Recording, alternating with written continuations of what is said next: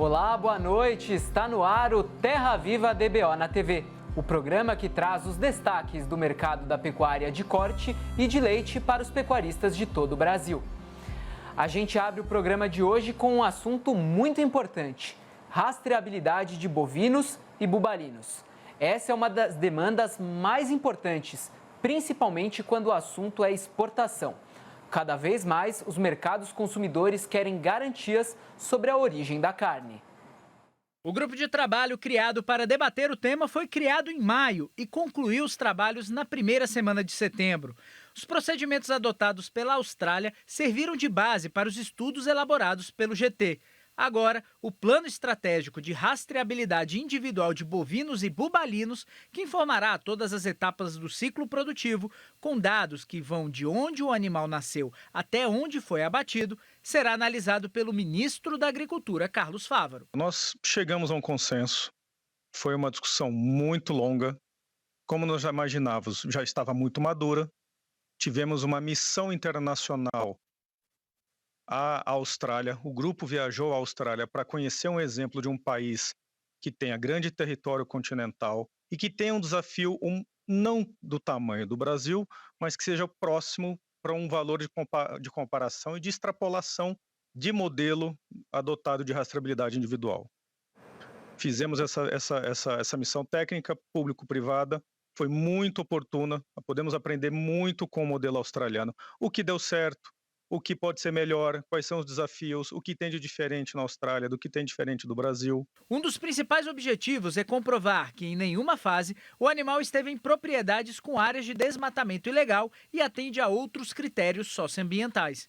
O plano prevê a rastreabilidade a partir do primeiro movimento do animal, com definição de prazos e troca de dados, de maneira informatizada, entre os órgãos estaduais de defesa sanitária e o Ministério da Agricultura.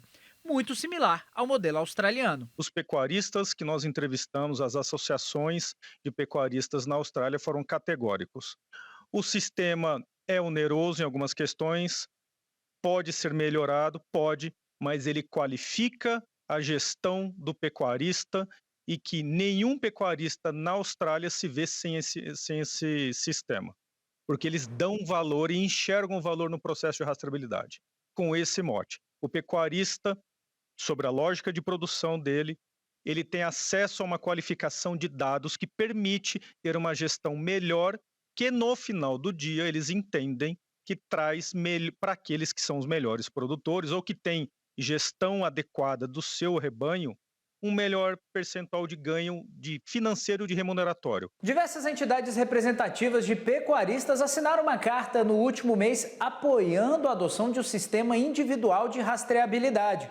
Mas para o setor, essa adoção deve ser voluntária, não obrigatória. O que a gente defende é a identificação dos animais com a numeração 076, que é o ISO país, a voluntariedade da adesão ao programa, ao custo zero ao produtor, né, sem a necessidade de certificação, da contratação de uma certificação de terceira parte para a validação desses números.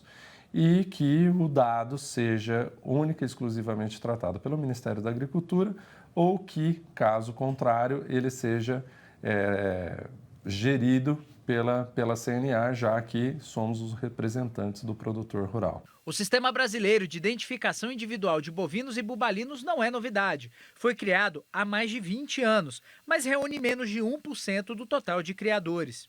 A gente entende que a questão número 1 da rastreabilidade é sanitária, e aí a gente pode citar como exemplo o acordo comercial com a China. Então, atualmente, o acordo comercial ele diz que em suspeita de vaca louca, em suspeita de algum caso de vaca louca, o governo brasileiro suspende imediatamente a venda da carne brasileira. Com o sistema de rastreabilidade implantado, o que a gente espera é que, ao invés de haver a suspensão total das exportações, essa suspensão seja feita em loco, em uma região, em um município ou, no máximo, no estado onde foi identificado esse caso. Independente se voluntária ou compulsória, a rastreabilidade de 100% da carne bovina se torna uma das mais urgentes necessidades para o comércio no Brasil. O mercado importador cobra cada vez mais responsabilidade socioambiental dos produtores de proteína. O mercado, o comprador, o pai, a mãe de família lá na Europa ou outro país na Ásia,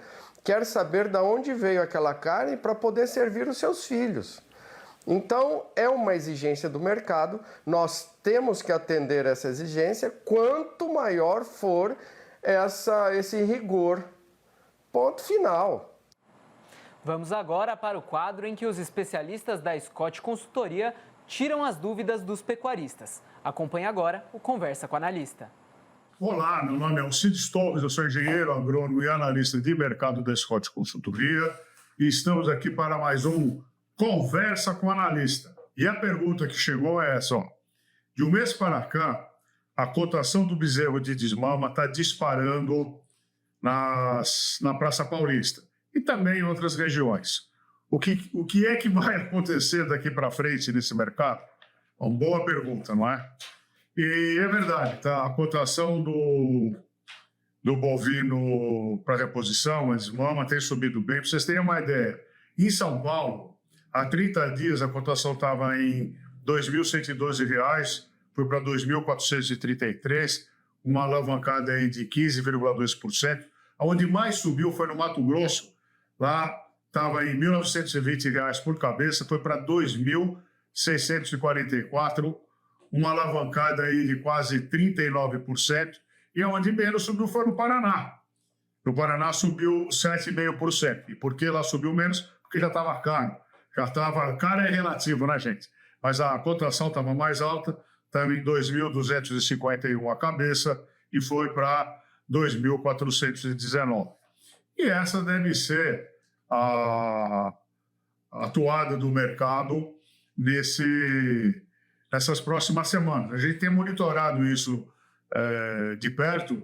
Semanalmente a gente solta um relatório a respeito e é isso mesmo. A cotação dos bovinos para reposição subiu em todas as praças pecuárias. Numa análise feita pela Scott Consultoria recentemente, que nós vamos publicar entre hoje e amanhã,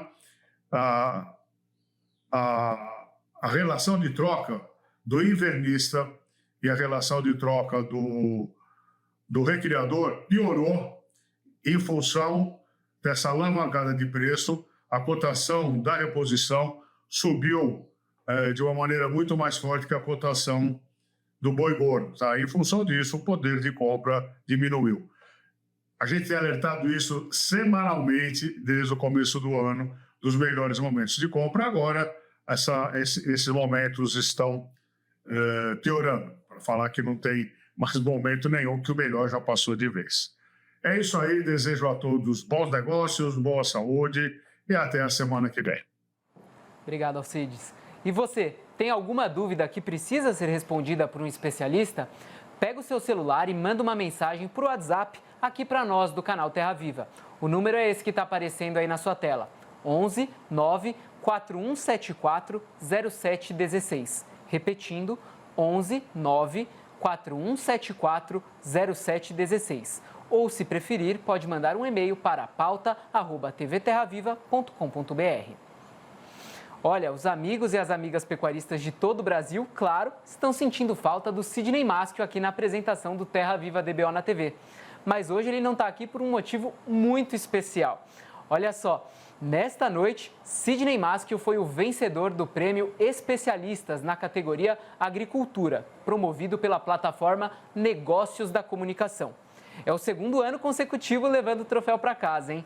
Eu quero parabenizar você, Sidão, por mais essa conquista e dizer que nós, do canal Terra Viva, estamos muito felizes e que é motivo de muita alegria aprender diariamente com você. O Terra Viva DBO na TV faz agora uma rápida pausa. É rápido, não saia daí. Impresso ou digital? Se você quer o melhor conteúdo para a pecuária, fique com os dois. Tenha sempre seus exemplares da DBO à disposição, no escritório, na caminhonete ou ao alcance de seus colaboradores na fazenda. DBO é fonte de conhecimento, reportagens de campo, matérias, artigos e análises de mercado. Entre lá na nossa loja no portal DBO e faça sua assinatura impressa e digital ou só digital. Começou hoje a FEICORTE, a Feira Internacional da Cadeia Produtiva da Carne, em Presidente Prudente, aqui no interior de São Paulo. Pecuaristas de todo o Brasil estão reunidos para discutir as principais demandas do setor e trocar experiências. Um dos destaques de lá é a gestão de gado a pasto. Quem tem mais detalhes é o repórter João Caires. Vamos conferir. FEICORTE 2024 marca o retorno da feira tradicional e muito importante na América Latina, mas também em todo o continente americano. A feira é muito importante para a pecuária de corte no Brasil e no nosso continente. Ela há 10 anos não era realizada mais, mas volta com toda a força total aqui para Presidente Prudente, interior de São Paulo, município muito expressivo para a pecuária de corte, em especial quando a gente fala de tamanho do rebanho bovino. E a gente está aqui acompanhando a feira e muitos assuntos importantes para o pecuaristas estão sendo discutidos aqui. Entre eles, a gente está falando muito de forma intensa sobre a gestão de gado a pasto. Por isso, eu estou aqui com o coordenador técnico da Nutron, Matheus Ferreira. Matheus, muito obrigado pela sua participação aqui na nossa entrevista. E a gente vai já conversar um pouco sobre essa questão que é tão importante para o pecuarista. Matheus, o que você já começa destacando para a gente, em especial quando a gente fala em manejo de pastagens? Ô João, eu acho que o assunto ele vem à tona, né? O Brasil, grande parte da produção do gado é a pasto, né? E nós estamos num sistema tropical. Basicamente no Brasil como um todo, começou a época das águas, onde é a época de maior produção de gado a pasto, né? A época onde a rentabilidade é muito maior comparado ao período seco, né? Então eu acho que esse assunto ele vem à tona. E é muito importante porque os pecuaristas vêm aqui em busca de conhecimento, e oferecer esse conhecimento para eles é essencial para que eles possam sair daqui com a informação e podendo principalmente aplicar isso nas suas propriedades, né? Não, é isso mesmo, João, e a gente vê uma dificuldade muito grande, né? Ainda tem muitas dúvidas sobre a questão da produção a pasto, tanto a questão de manejo de pastagem, nutrição, a questão de espécie forrageira, qual que eu vou utilizar. Então essas são as dúvidas muito frequentes, né? E a gente vê uma dificuldade muito grande. O pasto hoje ela é a nutrição mais barata que existe, né, na produção de gado todo, né, e aproveitamento desse pasto. Então, se a gente trabalhar com manejos diferentes de espécies forrageiras diferentes, a gente tem aí ganhos de 200, 300 gramas de diferencial. Isso eu estou falando só de você usar o manejo correto, né, a altura de entrada, a altura de saída, de acordo com cada forrageira. E é uma coisa muito importante, porque a gente viu até agora, nessa época que nós tivemos queimadas aqui no interior de São Paulo, o impacto direto no lucro do pecuarista, porque ele precisa suplementar o gado e ter um investimento maior, mas nem sempre tem um retorno, né? Então, justamente, ter uma nutrição adequada é essencial para que ele seja certeiro no manejo, né? Inclusive, a gente estava conversando, você tocou num ponto que vocês utilizam um aplicativo da Embrapa, que é bacana, porque o pecuarista consegue acessar esse aplicativo, coloca as informações da propriedade, da região que ele está, e ali ele tem a informação certinha do pasto que ele precisa estar ali da propriedade, que é o essencial, não só para o animal, mas também para o lugar em que ele está. Isso mesmo, o aplicativo é da Embrapa, né, o Pasto Certo. A gente utiliza ele bastante, né, principalmente porque mesmo que a gente está num clima tropical, que é o Brasil, existe particularidades de cada região. Então, a questão de pluviosidade, fertilidade do solo, questão de alagamento, presença de cigarrinha. Então, nesse aplicativo a gente baixa lá o aplicativo, onde a gente coloca a característica da minha região, onde eu estou, e ele dá para mim qual que é a espécie forrageira mais recomendada para aquela região, a que mais produz e aonde eu vou ter uma maior produtividade na cadeia como um todo. Agora a gente está no período das águas, né? Mas é importante também um aplicativo como esse, ou um trabalho como esse, para que o pecuarista possa diversificar ao longo do ano aquilo que ele dá para o animal dele se alimentar, que impacta diretamente na qualidade do animal que vai ao corte depois, né? Sim, isso mesmo, né? A gente tem espécies que, um exemplo é os pânicos, né? Espécies que produz muito no período das águas, com fertilidade muito alta, mas não produz quase nada no período das secas. Então, basicamente, a gente tem as braquiárias, que não produz tanto no período das águas, mas no período da seca ainda ela tem uma produção significativa onde eu consigo manter o gado, né? Então, a escolha da forrageira para a região que eu estou, para o clima que eu estou, ela é muito importante quando eu trabalho com planejamento forrageiro como um todo na minha fazenda. Sem contar que ajuda com que a propriedade tenha uma resiliência quase que natural, né? Porque uma vez que está já investido na coisa certa, consegue, nos diferentes momentos do ano, se tem uma seca muito intensa ou depois um momento de água muito forte, é uma resiliência quase que natural, porque o pecuarista sabe o que fazer naquele momento para recuperar ou até para fazer um manejo para reduzir também, por que não, né? É isso mesmo, né? E aí, aliado a isso, a gente tem questão nutricional, né? Onde a gente faz, né? Utilização de suplementos e etc. Tudo pensando na estratégia da fazenda. Então, cada fazenda, a gente brinca que a fazenda não tem uma receita de bolo, né? Não é tudo igual para todo mundo. Então, a gente precisa ter um olhar diferenciado quando a gente vê uma fazenda, né? As particularidades, a questão de mão de obra, a estrutura, tudo isso a gente precisa saber e ter muito claro na hora de implementação, de intensificação, como a gente estava conversando, utilização de ração. Então, se eu preciso ter estrutura de coxo, eu preciso ter bebedouro na fazenda, eu preciso ter mão de obra para eu ter frequência de suplementação. Então, tudo isso, eu preciso ter uma forrageira específica que produz uma massa de forragem no período seco, ou como que é no período das águas, se eu tenho coxo coberto ou não tenho. Então, tudo isso ela engloba na questão de utilizar um planejamento forrageiro, um planejamento nutricional na fazenda. E é uma questão que é muito relevante quando a gente fala da intensificação da sustentabilidade na propriedade. Porque um lucro e uma carne de qualidade passa pela sustentabilidade, que é inclusive uma demanda no mercado hoje em dia. E o pecuarista precisa estar atento para atender essa demanda, senão ele também não consegue se manter no mercado, porque as pessoas estão exigindo isso. Uhum. Não, é isso mesmo, João. Então a gente vê essas fazendas, né? A intensificação, na minha opinião, ela é inevitável, né? Ela vai acontecer com os anos, já vem acontecendo, né? Muito forte nos últimos anos. E basicamente o pecuarista que não adotar isso, né? A lucratividade ela começa a ser muito baixa da fazenda. Então a produção de arrobas, para quem não intensifica, ela é muito baixa. E aí eu tenho um animal, mesmo que gastando menos, produzindo pouco. Então o custo dessa arroba ela fica muito alto e eu começo a não ter competitividade no mercado. Então principalmente no cenário de baixa, quando eu tenho intensificação, eu consigo ter um maior fôlego, né, na hora de comercializar a minha arroba e na hora de ter uma lucratividade. Porque a partir do momento que eu intensifico, que eu produzo mais arroba por hectare, o custo dessa arroba ela cai, né, no sistema como um todo, e eu aumento a lucratividade da minha fazenda. Além, então, da questão da arroba e da lucratividade da fazenda, quais outros indicadores a gente pode prestar atenção para saber se o pecuarista está indo por um caminho certo, para o pecuarista que está assistindo a gente saber se ele está conseguindo caminhar ou evoluir, sair de um lugar que talvez ele não tenha um manejo tão eficiente e chegue nesse manejo essencial para a propriedade dele? Ô, João, as propriedades que tem balanço, né, o que a gente fala é utilizar o GMD, né, o GMD, então, quando eu sento para fazer meu planejamento, quanto que eu planejei que meu gado vai ganhar nas águas, quantos arroba ele vai ganhar produzindo nas águas, quanta arroba vai produzir na seca. Então eu preciso ter uma conferência disso, né? Então basicamente o GMD, isso, a minha taxa de lotação. Então são coisas que são ligadas diretamente na produção de arroba. Então a taxa de lotação, que seria o ganho coletivo, né? E a taxa de GMD, que seria o ganho individual. Então eu preciso explorar as duas no máximo da minha fazenda para que eu explore o máximo a lucratividade. E também não lembrando de não ter um custo de arroba produzida muito alto, né? Então, basicamente, essas três variáveis é o que liga na hora que a gente vai fazer um planejamento nutricional de uma fazenda. E o produtor que está assistindo a gente percebeu, poxa vida, eu acho que eu não estou caminhando não estou usando o máximo que eu posso a minha propriedade, meu pasto, alimentando meus animais de uma forma que poderia ser alimentado para otimizar meus resultados. O que ele pode começar a fazer agora? Primeiro passo de tudo que ele tem que fazer para começar a otimizar os recursos que ele tem. Eu acho que a primeira coisa que é um gargalo que a gente vê é a questão de manejo de pasto.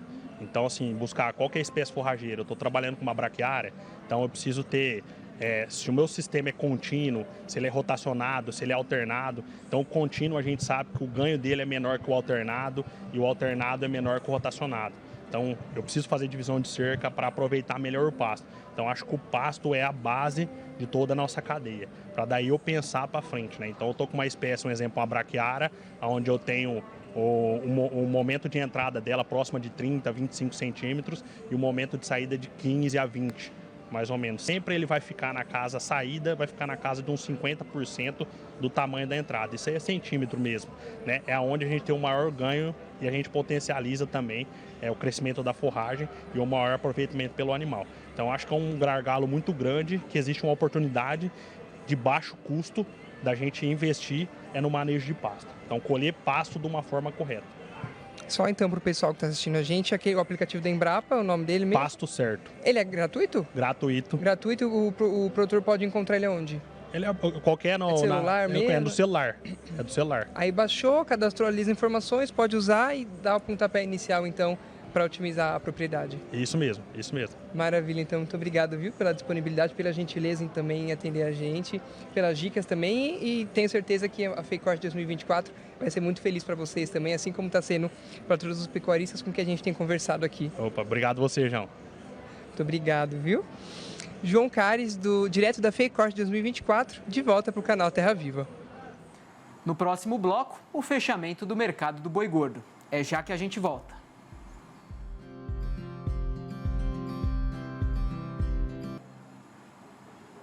E vamos agora para o fechamento do mercado do boi gordo nas principais praças de negociação do Brasil.